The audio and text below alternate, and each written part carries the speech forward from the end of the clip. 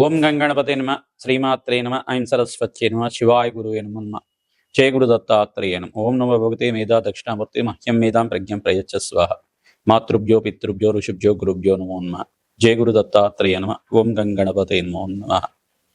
YouTube ప్రేక్షకులందరికీ కూడా నమస్కారం అండి. నా పేరు పాలపర్తి గురునాథ్ శర్మ, జ్యోతిషం వాస్తు సిద్ధాంతిని.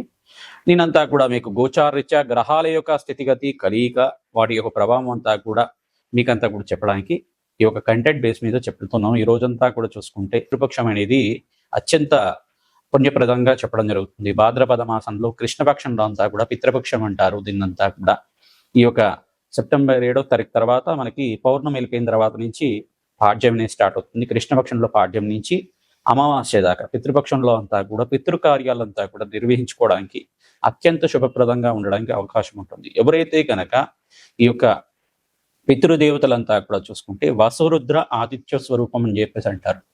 వసురుద్ర ఆదిత్య స్వరూపమైన పితృదేవతలంతా కూడా పితృపితామహ పరపితామహ సర్వై పితృణాం శాశ్వత మోక్ష సిద్ధి ప్రాప్త్యర్థం పరబ్రహ్మలోక స్థిరనివాసిత్యం అక్షయ పుణ్యలోక స్థిరనివాసిత్యర్థం అని చెప్పేసి అని మన సంకల్ప విధానంగా చెప్పుకొని పితృదేవతలకంతా కూడా తిలతర్పణము మరియు శ్రాద్ధ కర్మలంతా కూడా నిర్వహించుకోవడం వల్ల అత్యంత పుణ్యప్రదంగా ఉంటుంది.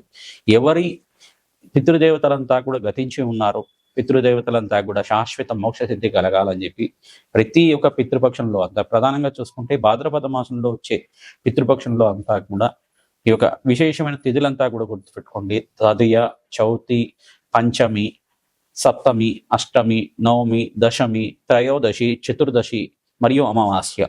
ఈ తిథుల్లో తప్పకుండా మీ పితృదేవతలు గతించిన తిథిని బట్టి కానీ మరియు పితృ అమావాస్య అంతా కూడా ఈ యొక్క భాద్రపద మాస అమావాస్య తిథి రోజు కానీ ఈ యొక్క అమావాస్య అంతా కూడా సెప్టెంబర్లో 21వ తారీఖు రోజున వస్తుంది. మనకంతా కూడా ఆదివారంలో వస్తుంది. మనకంతా కూడా చూసుకుంటే ఈ యొక్క పితృ దేవతలు ప్రీతికరంగా ప్రధానంగా చూసుకుంటే ఈ యొక్క పితృదేవతలు ప్రీతికరంగా తిలితర్పణాలు చేసుకోవడం కానీ మరియు పితృదేవతలు ప్రీతికరంగా మీరంతా కూడా శ్రాద్ధ కర్మలు నిర్వహించుకోవడం, పిండ ప్రదానం చేయడం, తిరపతర్పణం చేయడం మరియు స్వయంపాక దానం అనేది చేసుకోవడం, బ్రాహ్మణత్వంకంతా కూడా వేద బ్రాహ్మణత్వంకంతా కూడా సంకల్పపూర్వకంగా మీరంతా కూడా బ్రాహ్మణానం మమదీమానం సాక్షాత్ నారాయణ స్వరూపాయ మహావిష్ణు స్వరూపాయ బ్రాహ్మణాయ అని చెప్పేసి అంటుంది వేదమంతా కూడా.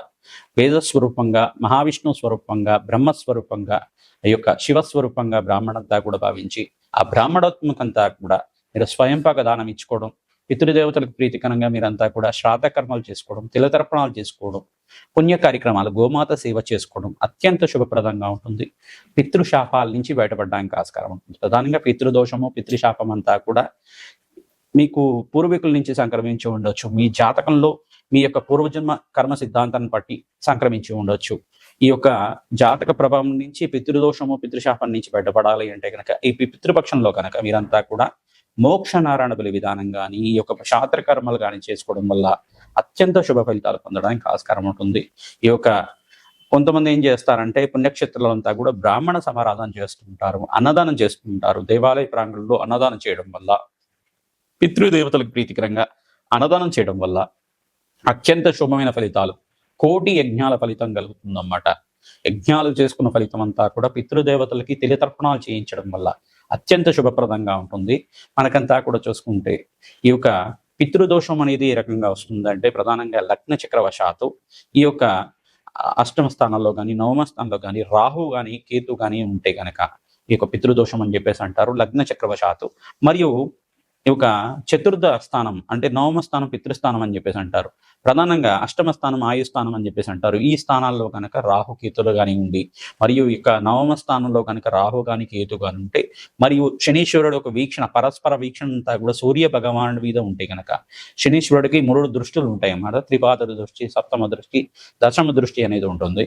ఈ దృష్టితోటి కనుక సూర్య భగవానుడి మీద ఉంటే కనుక చతుర్థ స్థానం నుంచి కానీ నవమ స్థానం నుంచి కానీ లగ్నం నుంచి కానీ పితృదోషం అనేది ఉంటే కనుక ఈ యొక్క తల్లి తండ్రితోటి ప్రధానంగా చూసుకుంటే కొంచెం మనస్పర్ధలు ఉండడం కానీ, దూరంగా ఉన్న దేశాన్ని నుంచి విదేశంలో బతకడం కానీ, జీవితం అనేది కొంచెం ఎదుగుదల లేకపోవడం, ఆర్థికంగా ఎదుగుదల లేకపోవడం, అన్నీ ఉన్నప్పటికీ కూడా అనుకున్న స్థాయిలో పేరు రాకపోవడం, ఈ యొక్క కళ్యాణం వాయిదా పడుతూ ఉండడం, వివాహం అనేది వాయిదా పడుతూ ఉండడం కానీ, ఆలస్య కళ్యాణం తరచూ జరుగుతూ ఉండడం కానీ, కొన్ని తరాల వారికి కొంతమందికి మగ సంతానమే ఉండడం కానీ, కొన్ని తరాల వారికి కొంతమందికి స్త్రీ సంతానం అంటే కొంతమందికి ముగ్గురు స్త్రీలుగా అంటే స్త్రీ సంతానం కానీ, అంటే ప్రధానంగా చూసుకుంటే ఒక సంతానం అనేది ఆలస్యం అవుతూ ఉండడం కానీ, అంటే కొన్ని సంవత్సరాలు ఆలస్యం అవడం, పెళ్ళైన తర్వాత ప్రధానంగా చూసుకుంటే వివాహమైన తర్వాత ఒక 5 సంవత్సరాల తర్వాత కానీ, 8 సంవత్సరాల తర్వాత కానీ సంతానం అవుతూ ఉండడం కానీ, మిస్‌క్యారేజెస్ అవుతూ ఉండడం కానీ, ఇట్లాంటివి జరుగుతూ ఉంటాయన్నమాట. పితృదోషం, పితృశాపం ఉంటే గనక. పితృదేవతల ఆశీర్వాదం వరకే మనకంతా కూడా సంతాన యోగం సిద్ధిస్తుంది, వంశాభివృద్ధి కలుగుతుంది. ఇది అందరూ కూడా గుర్తుపెట్టుకోవాల్సిన విషయం. పితృదేవతల ఆశీర్వాదం ఉంటేనే వాళ్ళ అంశగా, వాళ్ళ యొక్క ప్రీతికరమైన అంశగా ఈ యొక్క సంతాన యోగం కలగడం, ఆ వంశాభివృద్ధి కలగడానికి కారకుడుగా జనించడం, మీకంతా కూడా జనించడం జరుగుతూ ఉంటాయి. పితృదేవతల ఆశీర్వాదం. కొంతమంది పిల్లలు చూస్తే పూర్వీకుల యొక్క తాత ముత్తాతల యొక్క పోలిక ఉందని చెప్పేసి పోలిక చూసుకుంటూ ఉంటారు. వాళ్ళ గుణగణాలు కూడా వచ్చే విధంగా ఉంటుంది. వాళ్ళ గుణగణాలు కూడా ఈ యొక్క మీ తాతగారు ఈ రకంగా చేశారు, ముత్తాత గారు ఈ రకంగా చేశారు అని చెప్పేసి చెబుతూ ఉండడం కానీ జరుగుతూ ఉంటుంది. తద్వారా మీకంతా కూడా శుభమైన ఫలితాలు వచ్చే విధంగా ఏం పరిష్కారం చేసుకోవాలి, ఈ మహాలయ పక్షం అని చెప్పేసి అంటారు, మహాలయ పితృపక్షం అని చెప్పేసి అంటారు.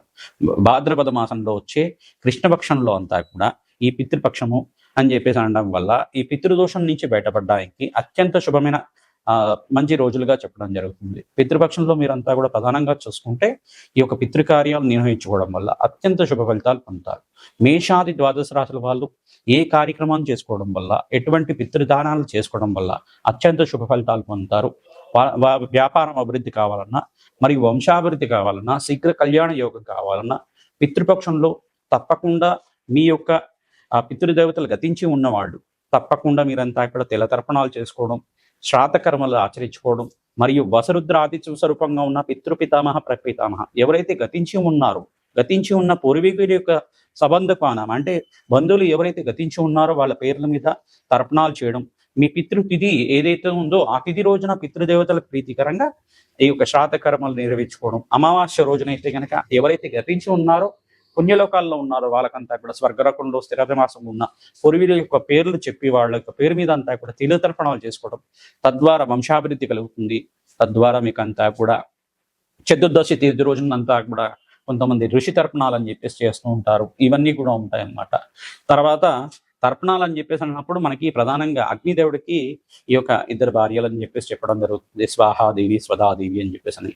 ఈ యొక్క స్వదాదేవి అంతా కూడా పితృస్థానానికి అధిష్టాన దేవతగా చెప్పడం జరుగుతుంది. స్వదాదేవి ఆరాధన చేయడం వల్ల పితృదేవతలకు అత్యంత ప్రీతికరంగా పొంది పితృదేవతలంతా కూడా స్వర్గలోకంలో, వైకుంఠలోకంలో, బ్రహ్మలోకంలో, ఊర్ధ్వలోకంలో, పుణ్యలోకంలో స్థిరనివాసంగా ఉండడానికి ఆస్కారం ఉంటుంది. శాశ్వత శివలోక ప్రాప్తి కలగడానికి ఆస్కారం ఉంటుంది.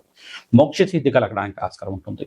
మనం చేసే పితృకార్యాల వల్లే పితృదేవతలకంతా కూడా ఆకలి దప్పికలు లేకుండా ఉండడం, సకాలంలో వాళ్ళకి భోజనం అందడం కానీ జరుగుతూ ఉంటుంది. ప్రతిరోజు కూడా ఈ యొక్క అపరాహ్న కాలం అనేది ఉంటుంది. ప్రతిరోజు కూడా చూసుకుంటే 12 గంటల నుంచి 1:30 సమయం వరకు కానీ, 12:30 నుంచి మనకి 3:30 సమయం వరకు పితృపక్షం అని చెప్పేసి, అంటే అపరాహ్న కాలం అని చెప్పేసి అంటారు. 12:30 దాటిన తర్వాత అది అపరాహ్న కాలం అంటారు. ఈ అపరాహ్న కాలంలో అంతా కూడా పితృదేవతలు మీ యొక్క గుమ్మం ముందు వచ్చి ఉంటారు. వాళ్ళంతా కూడా మీరు పితృకార్యాలు ఏమైనా చేస్తున్నారా, వాళ్ళ ప్రీతికరంగా ఏమైనా వంటకాలు ఏమైనా చేసి వాళ్ళకి నివేదన చేస్తున్నారా, లేదు వాళ్ళని తడుచుకుంటున్నారా అని చెప్పేసి అని చూస్తూ ఉంటారన్నమాట. మీరు ఏం చేయాలంటే ప్రతిరోజు కూడా ఏదో ఒక సమయంలో ఈ యొక్క మధ్యాహ్నం పూట 12:30 దాటిన తర్వాత పితృదేవత తరుచుకోవడం కానీ, వాళ్ళకి నమస్కారం చేసుకోవడం కానీ, గతించి ఉన్న వాళ్ళకి ప్రధానంగా వాళ్ళకి నమస్కారం చేసుకోవడం కానీ చేస్తూ ఉంటే కనుక పితృదేవతలకు ప్రీతికరంగా వాళ్ళకి ఇష్టమైన వంటకాలు నివేదన చేసి మీరు ప్రసాదంగా భుజిస్తూ ఉంటే కనుక పితృదోష నివారణ జరుగుతుంది. ఎవరికైతే శీఘ్రంగా కళ్యాణ యోగం కావాలనుకుంటే కనుక వీళ్ళంతా కూడా పితృదోష నివారణార్థం ఈ యొక్క శ్రాద్ధ కర్మలన్నీ కూడా, దోష నివారణ పూజలన్నీ కూడా చేసుకోవడం వల్ల అత్యంత శుభ ఫలితాలు పొందడానికి ఆస్కారం. సంతాన యోగం, శీఘ్ర సంతాన యోగం కలగడానికి, ఆలస్య వివాహాల నుంచి బయటపడడానికి, పితృదోషాలు, పితృశాపాల నుంచి బయటపడడానికి, మాతృమూలకరమైన పితృదోషం నుంచి బయటపడడానికి ఈ యొక్క పితృపక్షం శ్రేష్టమైన పుణ్యపక్షంగా చెప్పడం జరుగుతుంది. పుణ్యక్షేత్రాల్లో కనుక శ్రాద్ధ కర్మలు ఆచరించుకోవడం అంటే మనకి సప్త పుణ్యస్థలాలు అని చెప్పేసి అంటారన్నమాట. ఈ యొక్క పుణ్యస్థలాల్లో అంతా కూడా ఆచరించుకోవడం, అనంత పుణ్య ప్రాప్తి కలిగే విధంగా చేసుకోవడం. ఈ అయోధ్య, కాశీ, ఈ యొక్క మధుర మరియు ఈ యొక్క పాదగయ అని చెప్పేసి అంటారు. గయాస్థానంలో అంతా కూడా పితృశాస్త్ర కర్మలు ఆచరించుకోవడం. బ్రహ్మకాపాలం దగ్గర అయినా కానీ, విష్ణుపాదం దగ్గర అయినా కానీ, బీహార్ దగ్గర ఉంటుంది. ఆ ప్రాంతం దగ్గర పిఠాపురం దగ్గర చూసుకుంటే పాదగయ ఉంటుంది. కుక్కుటేశ్వర క్షేత్రం దగ్గర ఉంటుంది అన్నమాట. ఈ శ్రాద్ధ కర్మలు చేసుకోవడం. తెలంగాణ రాష్ట్రంలో చూసుకుంటే మనకి అల్లంపూర్ జోగులందరూ క్షేత్రం దగ్గర కూడా చేస్తూ ఉంటారు. ఈ శ్రాద్ధ కర్మలు ఆచరించుకోవడం, పిండ ప్రదానం చేయడం, నదీ ప్రవాహ ప్రాంతంలో అంతా కూడా చేయడం వల్ల అత్యంత పుణ్య ఫలితాలు పొందుతూ ఉంటారు. మీకంతా కూడా సకల గ్రహదోష నివారణ కలిగి పితృదేవతల శాంతి కలిగే విధంగా ఎటువంటి పరిష్కారాలు చేసుకోవాలి, ఈ యొక్క పితృదేవతలంతా కూడా మోక్ష స్థానాన్ని కలిగే విధంగా ఎటువంటి పరిష్కారం చేసుకోవడం వల్ల అత్యంత శుభ ఫలితాలు పొందుతారు తెలుసుకుందాం. కుంభరాశి జాతకులకి గోచార రీత్యా ఈ యొక్క పితృపక్షంలో అంతా కూడా మీ జాతకంలో పితృదోషం కానీ పితృశాపం కానీ ఉంటే గనక ఎటువంటి పరిష్కారాలు ఆచరించుకోవాలో తెలుసుకుందాం. పితృపక్షంలో ప్రధానంగా మహాలయ పితృపక్షంలో ఈ యొక్క అమావాస్య తిథి రోజున మీరంతా కూడా తిలతర్పణాలు చేయడం, తిలహోమాన్ని ఆచరించడం కానీ, స్వయంపాక దానం చేయడం కానీ, ప్రధానంగా శ్రాద్ధ కర్మలు ఆచరించడం కానీ చేసుకోవడం వల్ల అఖండ రాజయోగం సిద్ధిస్తుంది. తద్వారా మీకు అంతా కూడా పుణ్య ఫలితాలు పొందడానికి ఆస్కారం ఉంటుంది. అష్టైశ్వర్య యోగం సిద్ధించడానికి ఆస్కారం ఉంటుంది. ప్రతినిత్యం కూడా ఎవరైతే కనుక పితృకార్యాలు సకాలంలో చేస్తూ ఉంటారో, అమావాస్య తిథి రోజున పితృకార్యాలు ఆచరించుకోవడం వల్ల ఎవరైతే గతించున్నారో వాళ్ళ పేరు వరకు అంతా కూడా 4 తరాల వరకు అంతా కూడా ఆచరించుకోవడం వల్ల రాజయోగం సిద్ధిస్తుంది. అష్టైశ్వర్య యోగం కలుగుతుంది. అత్యంత శుభ ఫలితాలు పొందడానికి ఆస్కారం ఉంటుంది. అఖండ పుణ్యయోగం సిద్ధిస్తుంది.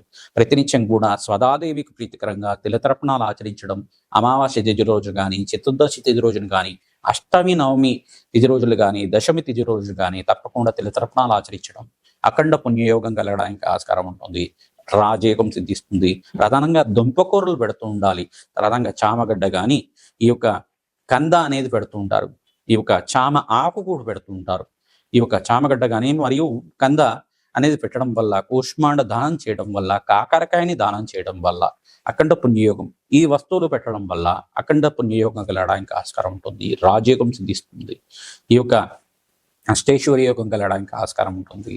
స్వయంపాక దానం చేసుకోవడం వల్ల సర్వే పితృణాం శాశ్వత మోక్ష సిద్ధి ప్రాప్త్యర్థం, పరబ్రహ్మలోక స్థితిమాసిత్యర్థం, అక్షయ పుణ్యలోక ప్రాప్త్యర్థం అనే సంకల్పంతో ఈ యొక్క స్వయంపాక దానం చేయడం, మహావిష్ణు స్వరూపంగా బ్రాహ్మణోత్వం కంతా కూడా ఈ యొక్క వస్త్రరహితంగా దానం చేసుకోవడం వల్ల రాజయోగం సిద్ధిస్తుంది. అష్టైశ్వర్యోగం కలుగుతుంది. కుంభరాశి జాతకులు ఏలినాడి శని ప్రభావంలో ఉన్నారు కావున నల్లను దానం చేసుకోవాలి. చంద్ర భగవానుడు ప్రీతికరంగా బియ్యం దానం చేసుకోవాలి.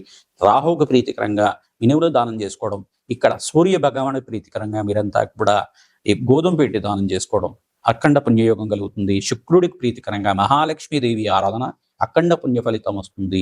రాజయోగ కారణం వస్తుంది. అష్టైశ్వర్య యోగం సిద్ధిస్తుంది.